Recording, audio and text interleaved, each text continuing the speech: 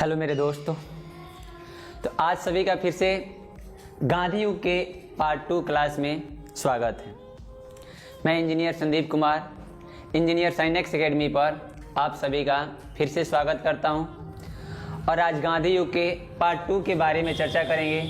Part 1 में हमने देखा था कि गांधी जी ने 1924 तक किस प्रकार के आंदोलन किए थे और 1924 में आखिरी बार उन्होंने देखा था पहली ऐसी कोई सभा थी कांग्रेस की जिसमें उन्होंने अध्यक्षता की थी, वह बेलगाम अधिवेशन जो कर्नाटक में है।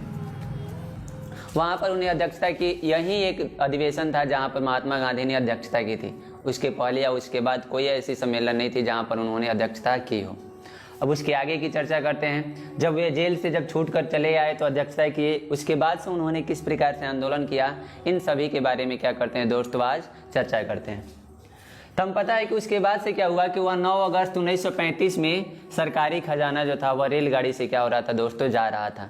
तो वहाँ पर जा रहा था तो उसी में से राम प्रसाद बिस्मिल और अशफाकुल्ला खान, यह दोनों व्यक्तियों ने क्या किया, उस सरकारी खजाने को लूट लिया, जिसकी वजह से उस कांड को क्या कहा जाता है दोस्तों, काकोरी कांड के नाम से जाना जाता है, जो कब हुआ था 9 अगस्त 1925 को, जिसमें 2 व्यक्ति शामिल थे, राम प्रसाद बिस्मिल और अशफाकुल्ला खान, जिनको क्या किया गया कि सरकारी खजाना लूटने की वजह से उनको 1927 में दोनों व्यक्तियों को फांसी दे दी गई।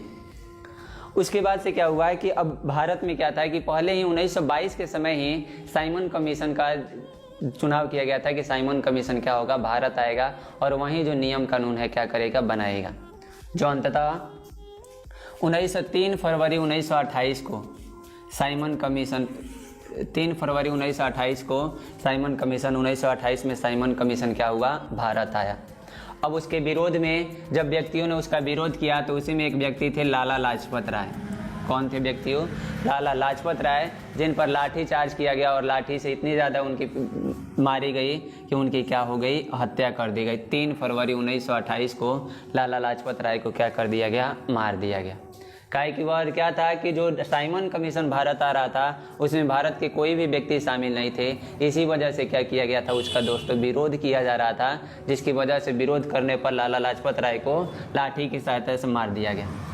उसके बाद से क्या हुआ दोस्तों कि अब महात्मा गांधी सोचे थे कि अगर ऐसे ही हम लोग फिर से अगर किसी प्रकार का अगर कुछ गलती करते हैं तो अंग्रेज उसका फ़ायदा उठाएंगे और जो विभिन्न प्रकार के नेता हैं उन सभी को या तो मार देंगे नहीं तो उनको जेल में बंद कर देंगे। तो इसी वजह से महात्मा गांधी ने सोचा कि क्या करते हैं कि अब इसके बाद से लोगों का जो है वह अपने देश को आज़ाद करने की जो लक्ष्य है वह अब आगे बढ़ चुका है। इसलिए उन्होंने 1930 में सविनय अवज्ञा आंदोलन की क्या की दोस्तों, शुरुआत की। और इसकी शुरुआत उन्होंने क्या किया कि 12 मार्च 1930 को अपने 78 अनुयायियों के साथ साबरमती आश्रम से दांडी के लिए यात्रा शुरू कर दी, जिसमें क्या करना था कि उनका कहना था कि नमक के लिए भी अगर हम पैसे दें, अगर टैक्स दें तो फिर हमारे अपने देश में रहने का कोई मतलब नहीं है। इसलिए उन्होंने कहा कि क्यों ना हम समुद्र के पास पहुंच करके नमक कानून को क्या किया जाए, तोड़ा जाए। इसलिए 12 मार्च 1930 को उन्होंने अपने 78 अनुयायियों के साथ साबरमती आश्रम से दांडी के लिए यात्रा क्या किया, शुरू किया। और लगभग 24 दिन की यात्रा करने के बाद अब 78 अनुयायियों के साथ उन्होंने यात्रा को शुरू किया था, लेकिन दांडी तक पहुंचते पहुंचते लगभग हजारों की लाखों की संख्या में व्यक्ति उनके साथ क्या हो गए, जुड़ गए। और 6 अप्रैल 1930 को दांडी नामक स्थान पर पहुंचकर उन्होंने नमक कानून को क्या कर दिया, तोड़ दिया। वहां से समुद्र से नमक निकाला, फिर उसके बाद से उसको धूप में रखा, जिसकी वजह से उसमें से पानी निकल गया और फिर नमक बच गया। इस प्रकार से क्या हुआ कि नमक कानून को महात्मा गांधी ने तोड़ा। जब यह कानून वहाँ पर तोड़ दिया गया दांडी में, तो धीरे धीरे बाकी महाराष्ट्र में भी, उत्तर प्रदेश में भी अलग अलग जगहों पर उस नमक कानून को क्या किया गया दोस्तों, तोड़ दिया गया। और सभी लोगों ने इस आंदोलन में क्या लिया था, भाग लिया था। इसके बाद से जब यह नमक कानून का विरोध होने लगा, तोड़ दिया गया, तो उसके बाद से अब जो ब्रिटिश प्रधानमंत्री था वह चाहता था कि भारतीय नेताओं के साथ किसी प्रकार की मीटिंग रखा जाए। इसलिए उसने 1930 में पहला गोलमेज सम्मेलन रखा और कहा कि जितने भी भारतीय नेता है सब उन लोगों को क्या किया जाए, बुलाया जाए। जो उस समय का जो नेता था वह विंस्टन चर्चिल था। कौन था दोस्तों, रैमजे मैकडोनल्ड था। कौन था, रैमजे मैकडोनल्ड था। तो उसने 1930 के समय जब दोस्तों प्रथम गोलमेज सम्मेलन हो रहा था, तो उस समय क्या था कि उस समय ब्रिटिश का जो प्रधानमंत्री था वह रैमजे मैकडोनल्ड था और जो विपक्ष का नेता था वह विंस्टन चर्चिल था। जब प्रथम गोलमेज सम्मेलन रखा गया तो उसमें कहा गया कि भारतीय नेताओं को, जो भारत का उस समय का वायसराय था लॉर्ड इरविन, उसे प्रधानमंत्री ने कहा कि क्या करो कि भारतीय नेताओं को इसमें शामिल करा। लेकिन क्या हुआ कि 1930 के समय जो प्रथम गोलमेज सम्मेलन हुआ उसमें कोई भी भारतीय नेता शामिल नहीं हुए, जिसकी वजह से जो विपक्ष का नेता था विंस्टन चर्चिल, उसने कहा कि कैसे प्रधानमंत्री हो तुम कि तुम्हारा जो देश गुलाम है, जिस पर तुमने गुलामी बना रखा है जिस देश को, उस देश का नेता तुम्हारे बुलाने पर नहीं आ रहा है। जब यह बात जो रैमजे मैकडोनल्ड ने सुना तो उसको गुस्सा आने लगा। उसने लॉर्ड इरविन को पास फ़ोन किया और बहुत सारा खरी खोटी सुनाया कि कहा कि काहे नहीं भेज रहे हो उसको, कम से कम क्या करो कि कोई भी लालच दो, लेकिन उन लोगों को क्या करो यहाँ पर भेजो। अब उसके बाद से जब प्रथम गोलमेज सम्मेलन में कोई भाग नहीं लिया तो उसको क्या कर दिया गया, हटा दिया गया। उसके बाद से 1931 में द्वितीय गोलमेज सम्मेलन रखा गया और इस द्वितीय गोलमेज सम्मेलन में कहा गया कि इसमें भारतीय नेताओं को क्या करो, शामिल करो। अब क्या किया गया कि महात्मा गांधी ने कहा कि हम शामिल तभी होंगे जब क्या होगा कि जो हमारा शर्त है उसे मंजूर किया जाएगा, तभी क्या होंगे, शामिल होंगे। तो उसने कहा विंस्टन, अब जो लॉर्ड इरविन था, अब वह चाहता था कि कैसे भी हो लेकिन इस द्वितीय गोलमेज सम्मेलन में महात्मा गांधी को भाग लेना हो, इसलिए उसने महात्मा गांधी के जो शर्त थे उसको क्या किया, मान लिया। और महात्मा गांधी का शर्त था कि जितने भी जो कैदी बंद है उन लोगों को क्या करो, रिहा कर दो। अब यहीं पर दोस्तों एक महात्मा गांधी जो थे जिन्होंने गलती किया, इसके अलावा महात्मा गांधी ने किसी भी जगह पर ऐसी कोई गलती नहीं की जिससे किसी अपने देश को आज़ाद कराने में कोई परेशानी है।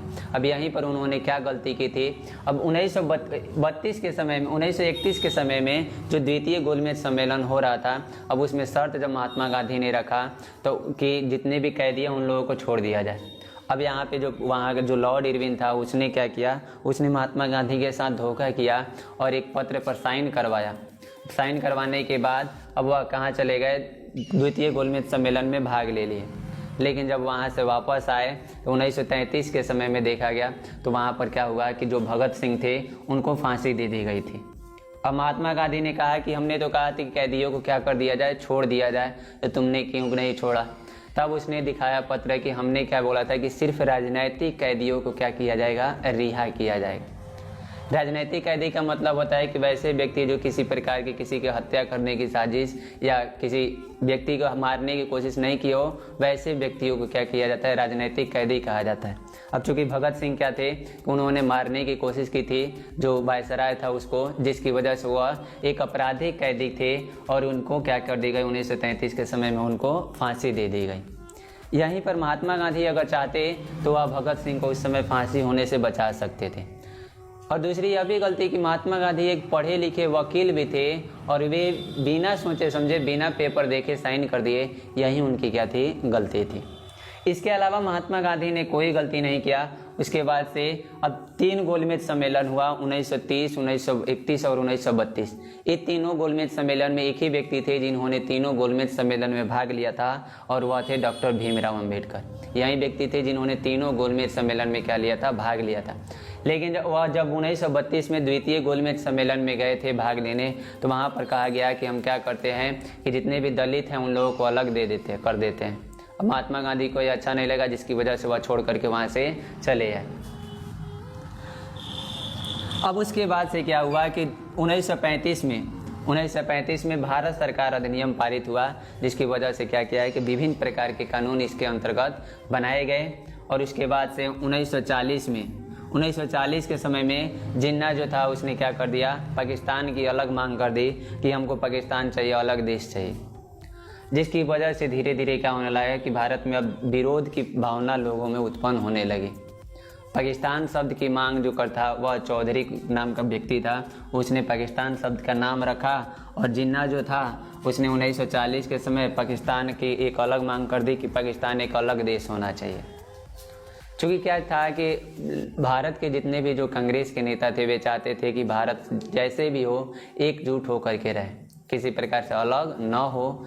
अब इसी समय क्या चल रहा था दोस्तों कि 1939 में जो द्वितीय विश्व युद्ध शुरू हुआ था, तो उस द्वितीय विश्व युद्ध की वजह से बहुत सारे जो अंग्रेज सब थे वह उन लोगों को हार रहे थे, जिसकी वजह से उनको अपने सैनिकों को वापस बुलाने की कोशिश कर रहे थे और सभी लोग उधर ही बिजी थे। अब महात्मा गांधी ने देखा कि सभी अंग्रेज क्या है कि द्वितीय विश्व युद्ध में बिजी है, तो यही समय है जिस पर हम क्या कर सकते हैं, अंग्रेजों का विरोध जोर से करना पड़ेगा, तभी अंग्रेज जो होंगे इस देश को छोड़ करके जाएंगे। इसीलिए महात्मा गांधी ने 1942 में भारत छोड़ो आंदोलन की क्या कर दिया, शुरुआत कर दिया। काहे कि वह चाहते थे कि कब क्या किया जाए, कि जैसे कहा जाता है ना कि दोस्तों कि हथौड़ा लोहे पर तभी मारना चाहिए जब लोहा पूरी तरह से क्या हो जाए, गर्म हो जाए, तभी हथौड़े से चोट लगेगी। ठीक उसी प्रकार महात्मा गांधी भी चाहते थे कि जब कब अंग्रेज जो है कब थोड़ा कमज़ोर पड़ रहा है, उसी समय उनका क्या किया जाएगा, तेज़ी से विरोध, जोर से विरोध किया जाएगा। तो उन्होंने जब वे लोग 1939 से 1945 के समय तक जब विश्व युद्ध में, द्वितीय विश्व युद्ध में बिजी थे, तभी उन्होंने 1942 में के भारत छोड़ो आंदोलन की क्या कर दी, शुरुआत कर दी और अंग्रेजों से कहा कि अब भारत को तुम्हें क्या करना पड़ेगा, छोड़ना पड़ेगा। अब इस समय क्या था कि विंस्टन चर्चिल उस समय का प्रधानमंत्री था। 1940 से 1945 के बीच विंस्टन चर्चिल प्रधानमंत्री था, जिसमें भारत के लोगों ने बढ़ चढ़ करके भाग लिया और अंततः अंग्रेजों को यह भगाने का प्रयास किया कि अब तुम्हें देश को छोड़ करके क्या करना है, जाना है। अब क्या किया कि जो प्रधानमंत्री था उन्होंने कह दिया कि ठीक है, हम क्या करेंगे, तुम्हारे देश को 1902-3 साल के यानी 1942 से 2-3 साल के बाद तुम्हारे देश को क्या कर देंगे, आज़ाद कर देंगे। लेकिन टाइम बीतता गया धीरे धीरे और 1947 में देश को क्या कर दिया, उन लोगों ने आज़ाद कर दिया। 14 अगस्त 1947 को विभाजित कर दिया पाकिस्तान को और अलग देश बना दिया, पूर्वी पाकिस्तान और पश्चिमी पाकिस्तान को, और 15 अगस्त 1947 को भारत देश क्या हो गया, आज़ाद हो गया।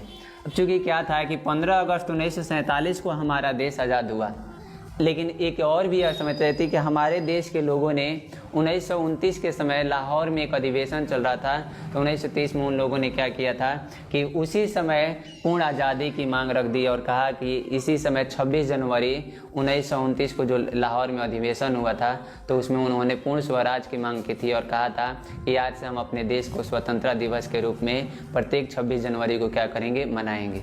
लेकिन अंग्रेज़ों ने हमारे देश को 15 अगस्त 1947 को क्या किया, आज़ाद किया, जिसकी वजह से जो तारीख निर्धारित की गई थी, तय की गई थी, वह अब उस तारीख को भी कुछ न कुछ करना था। इसी वजह से 26 नवंबर 1949 को संविधान तैयारी होने के बावजूद भी 26 जनवरी 1950 को उसे क्या किया गया, लागू किया गया, क्योंकि 26 जनवरी का जो तारीख था वह पहले से क्या कर दिया गया था, तय कर दिया गया था। इसीलिए 26 जनवरी 1950 को हमारा संविधान लागू करके नियम कानून बनाया गया और अंततः 1947 में हमारे देश को क्या हुआ, आज़ाद हुआ और 1945 में 50 में क्या हुआ दोस्तों कि संविधान को लागू किया गया।